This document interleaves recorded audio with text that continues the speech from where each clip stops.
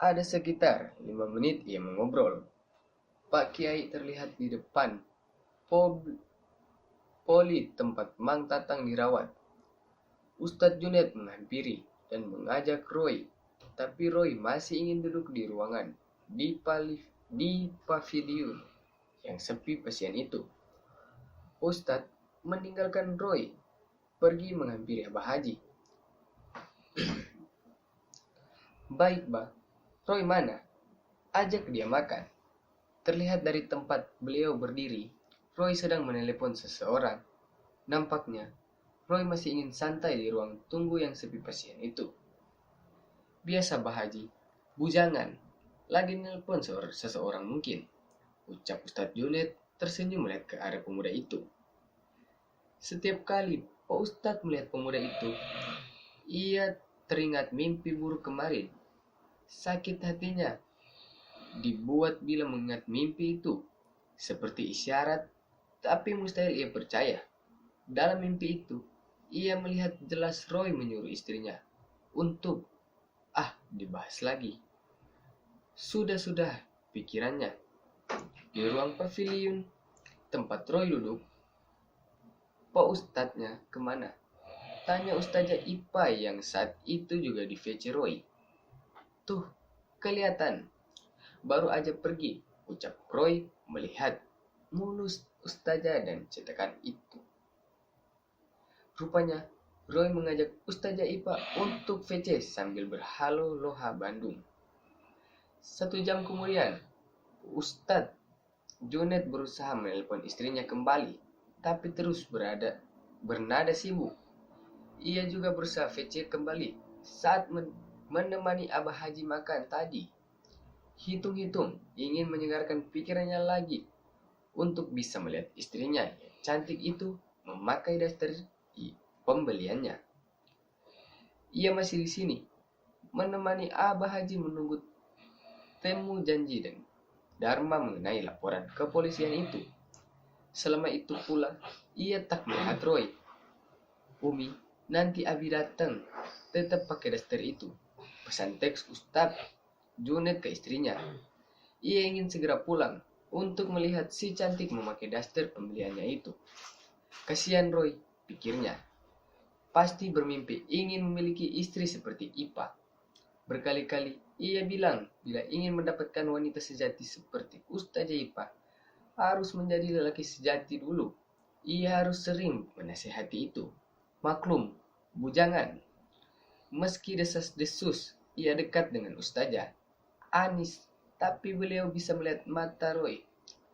Meski selalu ingat dengan mimpi buruk itu, tiap kali melihat Roy, mimpi di mana ia merasa sangat cemburu, namun kodirnya keras.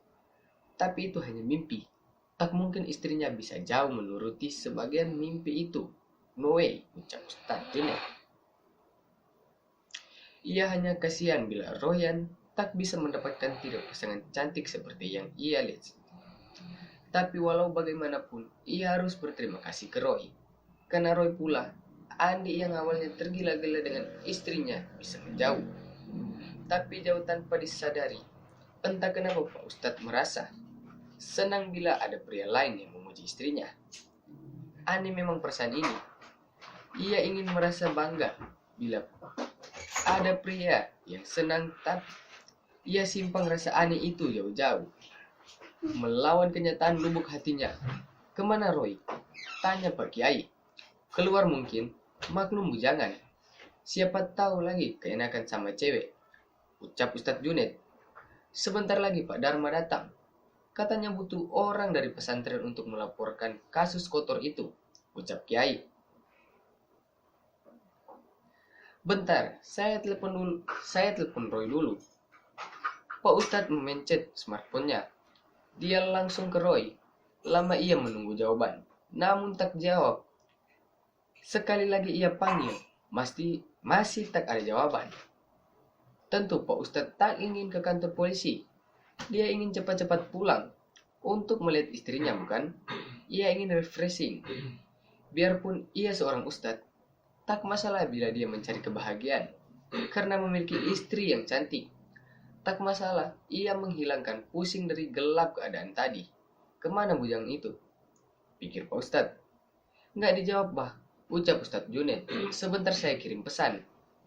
Saat ia membuka WhatsApp, ia mengecek pesan yang ia kirim ke istrinya tadi. Ternyata hitam. Belum dibaca.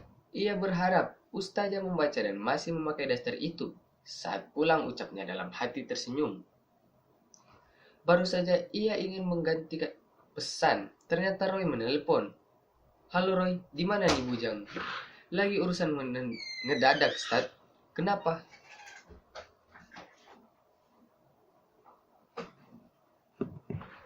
Terdengar dari sana suara cak-cok. Tidak jelas di mana anak ini. Harus ke kantor polisi Roy untuk laporan. Masalah belum beres. Ada yang nelpon saya, Ustaz. Tanya diminta datang ke rumahnya.